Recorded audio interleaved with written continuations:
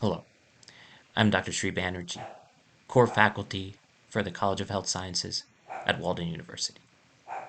In this video, I'll be briefly going over how to find variables effectively within a specific data set. Now, the specific data set that I will be looking at is the National Health and Nutrition Examination Survey.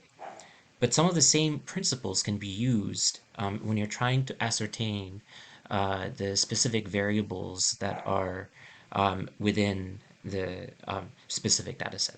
So if you look here, this is organized in the manner of a typical a type of search engine.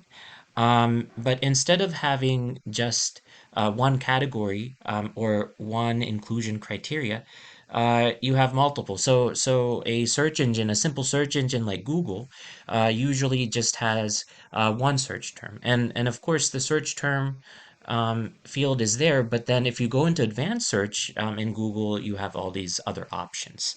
So we're going to go over that shortly. But as you can see, this is a data set. You can call it a surveillance system as well, which is conducted by the National Center for Health Statistics at the Centers for Disease Control. And so this actually starts, this is a continuously collected data set, and this starts from the year 1999. So all of the years since 1999 up to the present, um, any variables that are contained within those years, you'll be able to get a sense of from this technique. So let's get started here.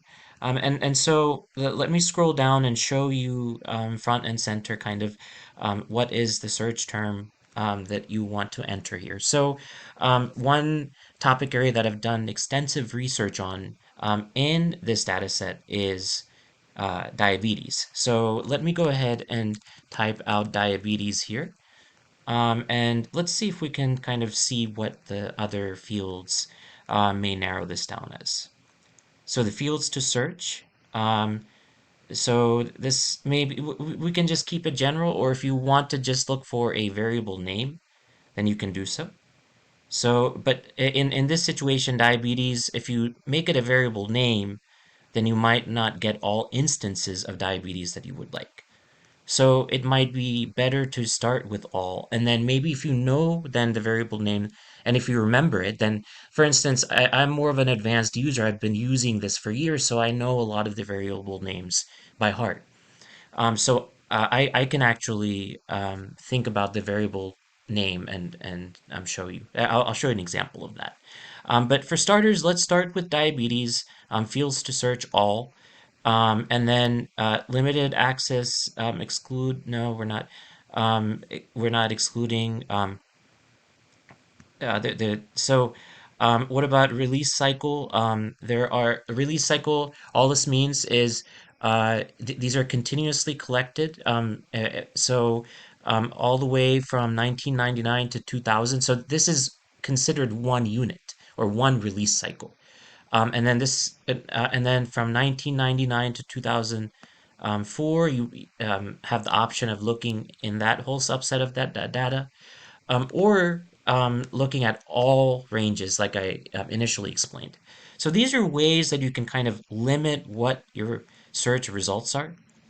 So let's hit search, and let's scroll down.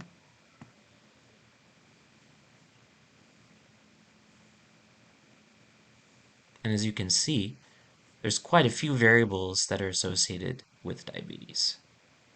So here's this variable name. If you want to look, here's the corresponding variable name. And then here is the SAS label.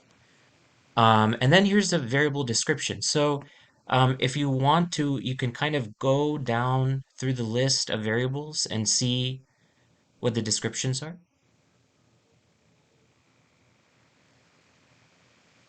And so you can see over here,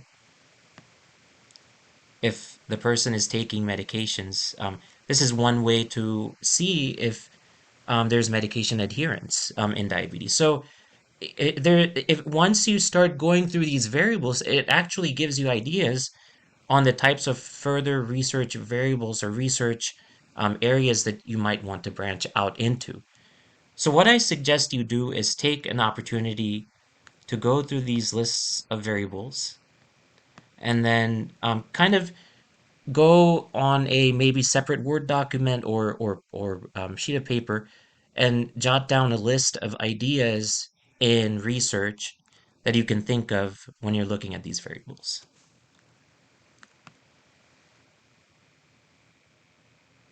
So these are all the different types of variables that you can find. And so if you scroll down and go through the list, then you can kind of come up with themes and then that can guide your search even further. So then you can go up here and provide more exclusion criterias and create a more specified search.